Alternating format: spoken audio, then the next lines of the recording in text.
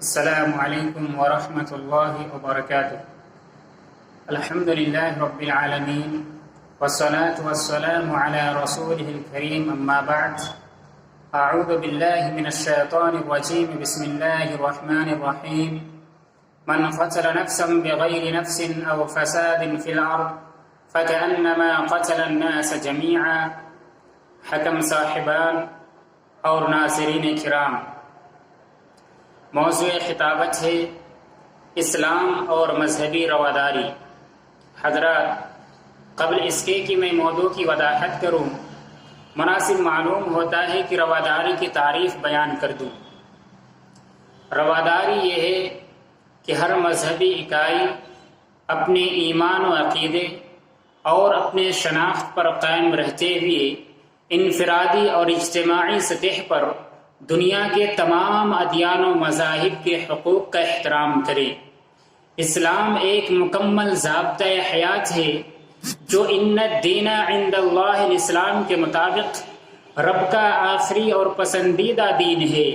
یہی وجہ ہے کہ اسلام مذہبی اختلافات کے باوجود آپسی میل ملاپ، اخوت و محبت اور بھائی چارہ کی تعلیم دیتا ہے۔ ماضی کے اوراق بتاتے ہیں کہ اگرچہ اسلام کی اولین تربیت مظلومیت کے سائے میں ہوئی، لیکن غالب آنے کے باوجود کبھی کسی خاص دشمنی کی بنیاد پر کسی کو نشانہ نہیں بنایا، بلکہ سب کے ساتھ مصلحانہ اور روادارانہ سلوک کیا۔ اس کی ہزاروں مثالیں اسلامی تاریخ کے اندر موجود ہے۔ حضرات، تاریخ شاہد ہے کہ آمد اسلام سے قبل انسان ایک خوخار درندہ تھا۔ اس کی زندگی نفس لوامہ کی غلام تھی۔ مقصد تخلیق سے کھیلنا ان کا محبوب مشغلہ تھا۔ قبائلی عصبیت اور نسلی تفاخر اپنے شباب پر تھا۔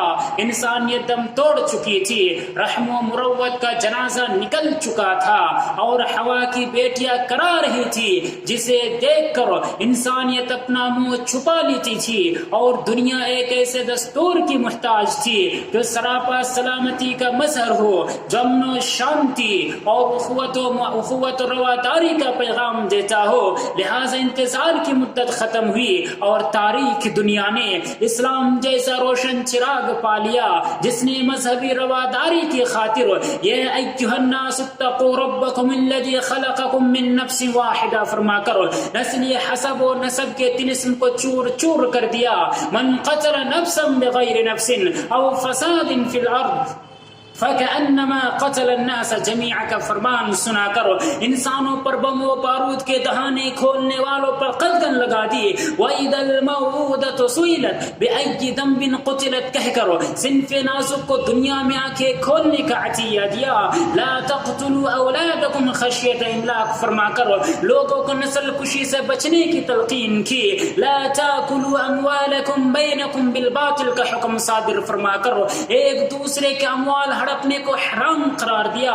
فَإِنَّ دِمَاءَكُمْ وَأَمْوَالَكُمْ وَأَعْرَاضَكُمْ حَرَامٌ عَلَيْكُمْ کا حکم نازل فرما کر ایک دوسرے کی عزت و آبرو کے ساتھ کھلواڑ کرنے کو حرام قرار دیا۔ یہی نہیں بلکہ معاشرہ کے کمزور لوگوں کو ان کے حقوق دلائے اور ان کے بارے میں وصیت کر دی۔ فَأَمَّا الْيَتِيمَ فَلَا تَقْهَرْ وَأَمَّا السَّائِلَ فَلَا تَنْهَرْ۔ حضرات، اسلام تو وہ دین ہے جس نے مذہبی رواداری کے لیے من اشار الى اخیہ بحدیدۃ فإن الملائکۃ تلعنہ حتی یدعک فرمان سنا کر ادنا سے ادنا ضرر کا راستہ بھی بند کر دیا۔ المسلم من سلم المسلمون من لسانہ ویدہ نیز ولا یغتب بعضکم بعضا فرما کر معاشرہ میں بدامنی پھیلانے والے سارے کے سارے عناصر پر روک لگائی۔ ولا تقربوا الزنا انه كان فاحشة وساء سبیلا، نیز السارق والسارقة فاقطعوا ایدیہما جیسے فرمودات کے ذریعے زناکاری و بدکاری اور چوری جیسے انسانیت سوز جرائم پر قدغن لگا دی۔ اور وہ اسلام ہی ہے جو ان النفس بالنفس والعین بالعین والانف بالانف والاذن بالاذن والسن بالسن کے ذریعے قصاص کا حکم نازل فرما کر انسانی جان و مال کو تحفظ عطا کرتا ہے وہ اسلام ہی ہے جو وقرن فی بیوتکن ولا تبرجن تبرج الجاہلیت الاولی کا حکم صادر فرما کر عورتوں کی عزت و عفت کی حفاظت کا راستہ بتلاتا ہے وہ اسلام ہی ہے جو عورتوں کے حق میں انما النساء شقائق الرجال کا درس دیتا ہے وہ اسلام ہی ہے جو لا یؤثر رجل فی الاسلام الا بحق کے ذریعے ہر بے گناہ کو مکمل آزادی کا حق فراہم کرتا ہے اور وہ اسلام ہی ہے جو لا تطیعوا امر المسرفین کے ذریعے ظالموں کے خلاف صدائے احتجاج بلند کرنے کا حق فراہم کرتا ہے۔ سامعین اکرام، یاد کیجئے فتح مکہ کو رسول اکرم صلی اللہ علیہ وسلم کے سامنے کفار مکہ کا ایک بڑا مجمع بے بس اور مجبور ہو کر موجود تھا۔ اس کے اندر وہ تمام لوگ شامل تھے جنہوں نے ہر لمحہ آپ کی مخالفت کی۔ آپ کو اپنے ہی گھر مکہ سے بے دخل کر دیا گیا۔ آپ کے اصحاب خصوصاً حضرت حمزہ رضی اللہ تعالیٰ عنہ کو شہید کرنے کے باوجود مطلع کیا گیا، لیکن قربان چاہیے رسول اکرم صلی اللہ علیہ وسلم کی رواداری پر کہ ان سب کے باوجود آپ نے نہ صرف لا تثریب علیکم اليوم اذهبوا وانتم الطلقاء کا فرمان جاری کیا، بلکہ یہ بھی اعلان کر دیا کہ آج کے دن ابو سفیان کے گھر کے اندر جو داخل ہو جائے اس کے لیے بھی امان ہے۔ اس سے بڑھ کر مذہبی رواداری اور کیا ہو سکتی ہے کہ ذمیوں اور غیر مسلموں کے ساتھ رواداری کرنے کا حکم دیتے ہوئے رسول اکرم صلی اللہ علیہ وسلم ارشاد فرمایا من قتل معاہدا لم یجد رائحۃ الجنہ۔ حضرات، اسلام صرف مذہبی رواداری کا ہی درس نہیں دیتا، بلکہ اس روئے زمین کے اندر بسنے والی ہر مخلوق کے رواداری کو اپنے ماننے والوں پر فرض قرار دیتا ہے۔ یہی وجہ ہے کہ جب اسلامی لشکر کو روانہ کیا جاتا تو یہ تلقین کی جاتی تھی کہ چرندوں پرند، پیڑ پودوں، کسی کی عبادت گاہوں، عورتوں بچوں اور بوڑھوں سے چھیڑ چھاڑ بھی نہ کرنا۔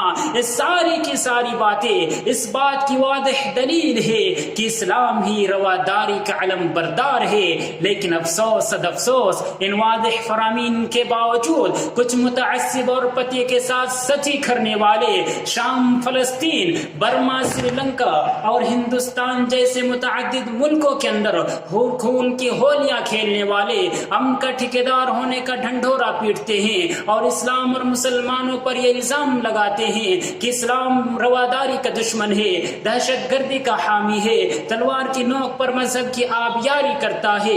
ایسے لوگوں سے میں پوچھنا چاہتا ہوں کہ امریکہ کے ان فلک بوس علاقوں میں جہاں مسلمان سپاہیوں کا قدم بھی نہیں پہنچا، وہاں اسلام کا قدم کیوں کر پہنچ گیا؟ چین پر مسلمانوں نے فوج کشی نہیں کی، مگر کروڑوں کی تعداد میں مسلمان وہاں کہاں سے آ گئے؟